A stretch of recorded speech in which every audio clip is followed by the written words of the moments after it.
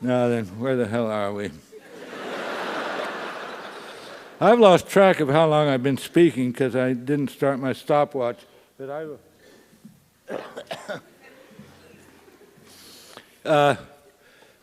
I have had a technical education, and but every time I've been on a faculty, I've been in the English department, although I've never been an English major, and I have tried to bring scientific thinking to literary criticism, and there's been very little gratitude for this.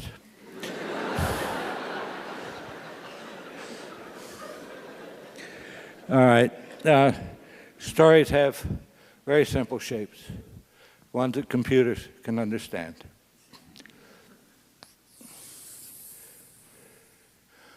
This is a GI axis: good fortune, ill fortune, death, terrible disease, poverty, boisterous good health, happiness up here.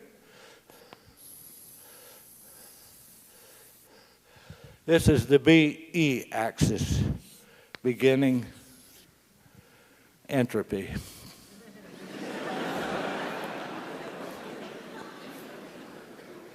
Now then, I'll give you a marketing tip. There's the people who can afford educations and buying books and magazines and all that, who can read, don't like to read about people who are poor or sick. So start your story up here.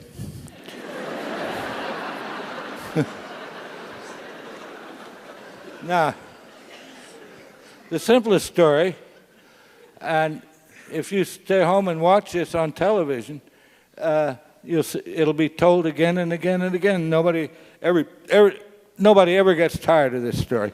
I call it Man in a Hole, but it needn't be about a man in a hole. Somebody gets into trouble, gets out of it again.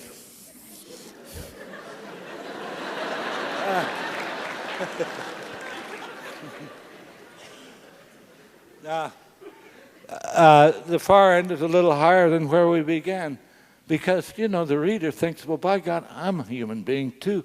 I must have that much in reserve if I get into trouble or whatever.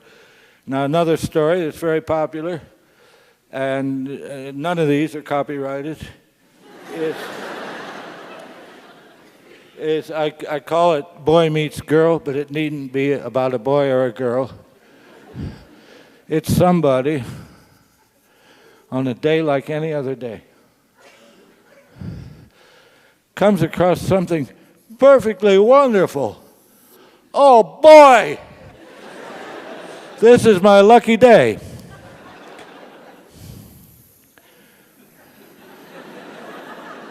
Shit.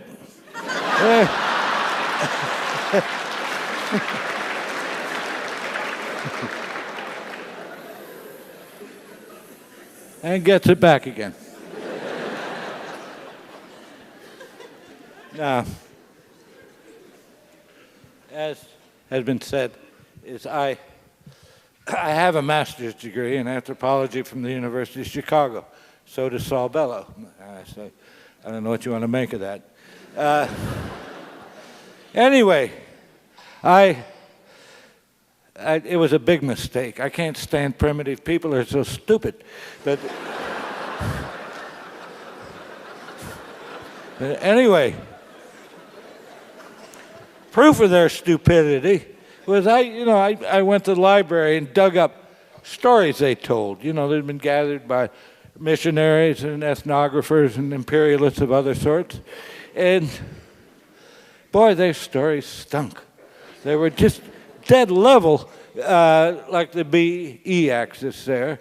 You know, we came to a river, we came to a mountain, little beaver died, and you can't tell what the good news is and what the bad news is. You look at the wonderful rise and fall of our stories, and you know, they deserve to lose. Another story is very popular, and it breaks my rule. Starts down here. It's a young girl, teenage, I guess, maybe 17, 18. Why is she so low? Well, her mother's died. It's reading enough, right? And her father has remarried almost immediately to a terrible old battle axe with 2 mean daughters. And there's a party at the palace that night. You've heard it. All right, so she has to help her new mother and her new sisters, get dressed for this party. And she doesn't get to go. He said, no, she's not good enough to go, but they are. So did she get even sadder? No. She's a stout-hearted little girl. Its maximum grief is death of her mother. So everybody leaves for the party, and the fairy godmother shows up and gives her pantyhose, mascara, perfume, everything, means of transportation, carriage with horses and everything. Everything you need to go to a party and have a good time. So she goes, and the prince falls in love with her.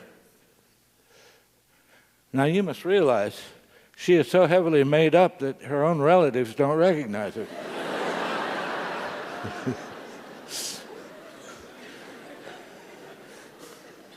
Okay, so the clock strikes 12, as promised, and so she loses all the stuff. It's all taken away, and the fairy godmother said that was going to happen.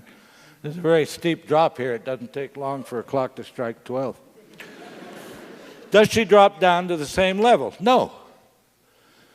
For the rest of her life, she'll remember the time she was the belle of the ball.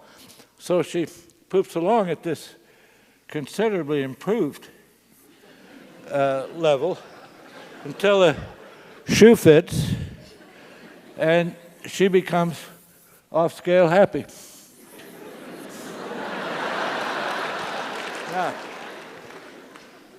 there's a Franz Kafka story. Very pessimistic. Starts down here. There's this rather unattractive, not particularly nice-looking, not very personable young man who has a really lousy job and disagreeable relatives. And so it's time for him to go to work again. And he has turned into a cockroach.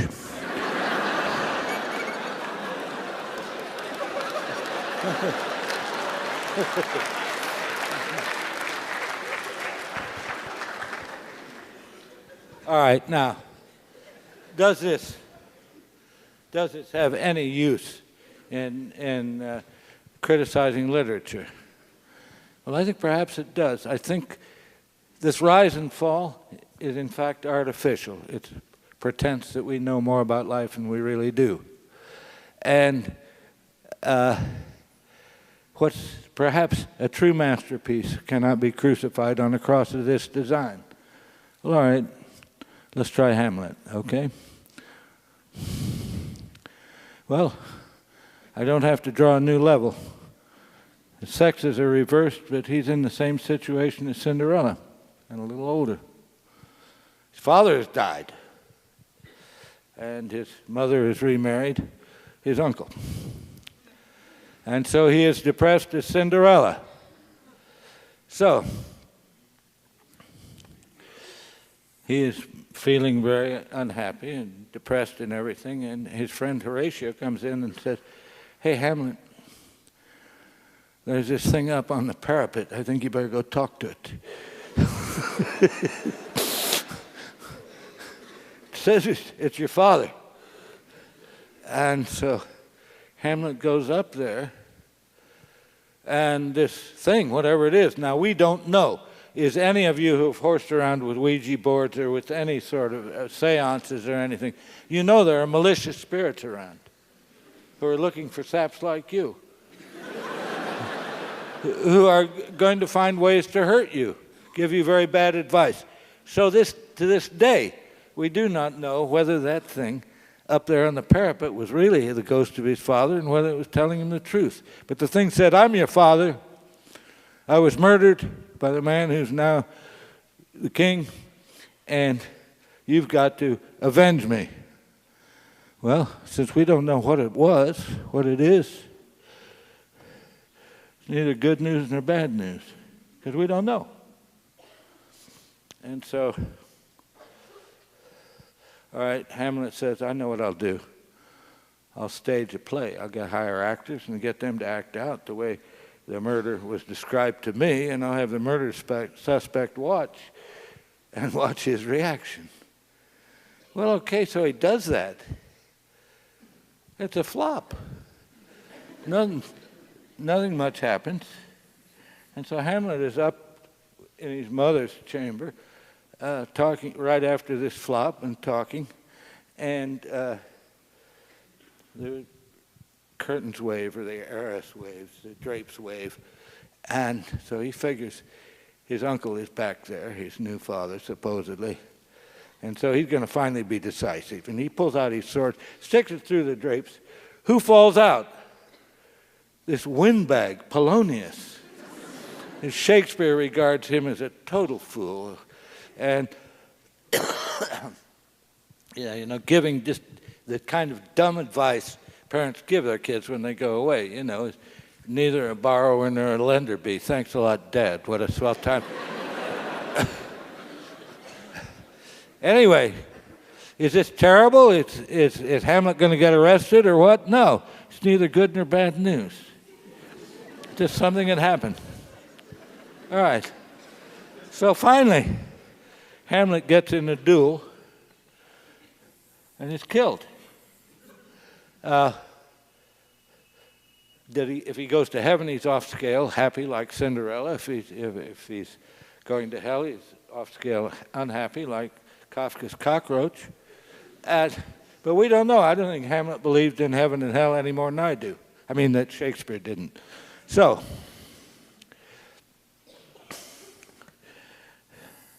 I would just prove to you that Shakespeare was as poor a storyteller as any Arapaho. But I haven't. I have, in fact, told you why this is respected as a masterpiece. We are so seldom told the truth. And in Hamlet, Shakespeare tells us. We don't know enough about life to know what the good news is and the bad news is, and we respond to that. Thank you, Bill. Now, if you think, all we do is we pretend to know what the good news is and what the bad news is, and you think about our training in this matter, all we do is echo the feelings of people around us. But imagine a little kid, 3 years old, maybe 4, and the parents are so excited. They have the most wonderful piece of news for this kid. And there's a little kid, oh boy, what can this be? And it's nice. Here's the terrific news, the bombshell. It's your birthday. What could be a more empty piece of information? And so the kid goes, wah, wah, wah, wah. And it goes on, is our team won? Wah, wah, wah, wah, wah. Our candidate won. Wah, wah, wah, wah. So, although I don't believe in heaven, I would like to go up to such a place once just to ask somebody in charge, hey, what was the good news and what was the bad news? Because we can't be sure. Now, every lecture I've ever given has included my tribute to my Uncle Alex, my brother's kid brother, who was a graduate of Harvard and a wise man, but just an insurance salesman in Indianapolis. He was childless. But what Uncle Alex found objectionable about so many human beings is that they so seldom noticed it when they were happy. And so we would be sitting under an apple tree, for instance, on a July afternoon, drinking lemonade and, talking about this and that. That's practically buzzy like honeybees. And Uncle Alex would stop everything and say, wait a minute, stop. If this isn't nice, I don't know what is. And so he would do that again and again, and it was very good advice, and I've taken it up. And I hope that you will take up this habit, too, of noticing when things are really awfully nice and say, if this isn't nice, I don't know what is. Now then, I don't know how long have I talked. I've lost track because I'm supposed to speak for 45 minutes. Anybody know how long I've spoken? Huh? About 45? That's, what? All right, well, I'm going to ask for a show of hands now, so get set for that. And this is for everybody here. Everybody, no matter what age. How many of you have had a teacher at any point in your whole educational career, primary school, high school, college, grad school, how many of you have had a teacher who made you prouder to be alive, happier to be alive than you had previously believed possible? Would you show up your hands, please? Those of you who have. All right. Now then, would you please say the name of that teacher to someone sitting next to you?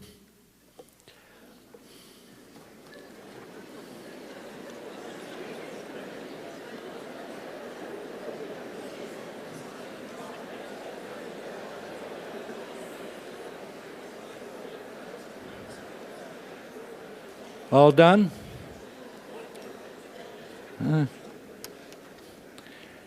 If this isn't nice, I don't know what is. Music, please.